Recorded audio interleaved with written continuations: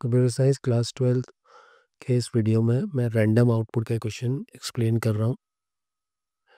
Question ये आपके सामने है। एक इंपोर्ट रैंडम करके मैंने मॉड्यूल लिखा हुआ है, उसके बाद m इक्वल्स टू एक लिस्ट बनी हुई है जिसके 5, 10, 15, 20, 25, 30 ये नंबर्स रखे हुए हैं।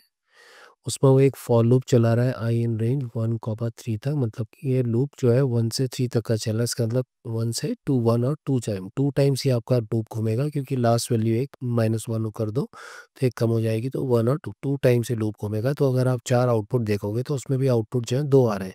क्यों? क्योंकि जो प्रिंट की लाइन है वो फॉर लूप के अंदर लिखी हुई है। तो ये जो m 3 बार आपने यहाँ पर देख रहे लिस्ट का जो नाम लिखा है, जिस फर्स्ट, सेकंड, थर्ड है और जिसमें एक सेपरेटर भी पास हुआ है, ये फर्स्ट, सेकंड, थर्ड जो है वो एक रैंडम डॉट रैंड आईएनटी क्या करता है, आपको रैंडम इंटीजर नंबर दे रहा है 2,5, नीचे वाले में 3,6 और लास्ट वाले में 1,4।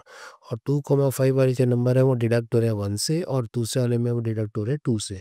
तो ये फर्स्ट, सेकंड और थर्ड हमें क्या दे रहे हैं, इंडेक्स नंबर दे रहे हैं, जो हम इस लिस्ट के अंदर जा करके उन नंबर्स के थ्रू हम आउटपुट पता करेंगे जो यहाँ पर लिखा हुआ है। तो सबसे पहले देखो इसने क्या करा है, ये नंबर है आपके जिसमें लिखे हैं, तो हमारा जो लूप है 2 बार घूम रहा है, तो हम इसको मान के चले कि हमारा लूप 2 टाइम्स आपका रन करेगा, तो हमारे को 2 लाइन मिलेंगी। और ये फर्स्ट, सेकंड और थर्ड है जो आपको नंबर जनरेट करके देंगे। तो फर्स्ट आपको 2, 3, 4, 5 दे रहा है, सेकंड आपको 3, 4, 5, 6 दे रहा है, थर्ड आपको 1, 2, 3, 4 दे रहा है।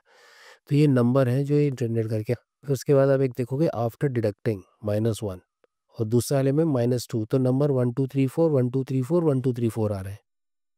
तो इसका मतलब क्या होता है कि ये हमारी लिस्ट है। देखो इसमें ये नंबर लिखे हुए हैं, मैंने जो ग्रीन कर रखे हैं बस यही नंबर आपके जनरेट हो रहे हैं इन तीनों केस में, क्योंकि 0, 1, 2, 3, 4 इसके इंडेक्स नंबर है। और अगर आप फर्स्ट, सेकंड, थर्ड को देखेंगे तो नंबर जो है 1, 2, 3, 4 ये इंडेक्स नंबर जनरेट हुए। अब आते हैं हम इसको सॉल्व करने के तरीके में, इसमें कैसे होगा। सबसे पहले देखो हम इसमें क्या करेंगे, हम एक और चीज़ देखेंगे। हर ये जो 3 नंबर है उसमें हमने एसएपी सेपरेटर को पास करा, जो हैश साइन है। इसका मतलब ये है कि इनके बीच में हैश साइन आएगा।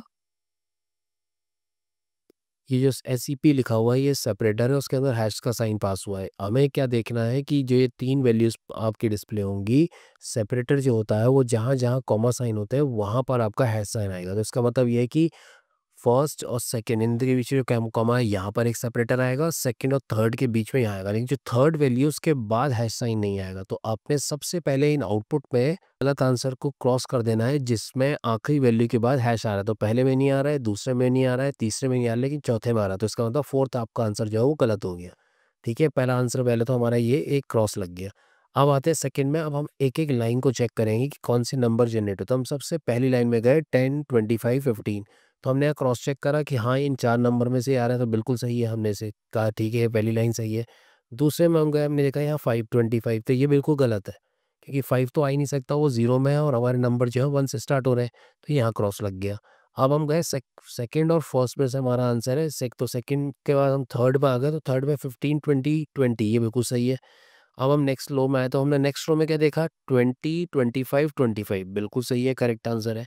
उसके हमने इस थर्ड में गए तो वहाँ क्या मिला, 20, 20, 25 वो भी वहाँ पर वो नंबर रखा हुआ है, तो ये भी आंसर। तो इसमें ये 2 आंसर आपके बिल्कुल करेक्ट।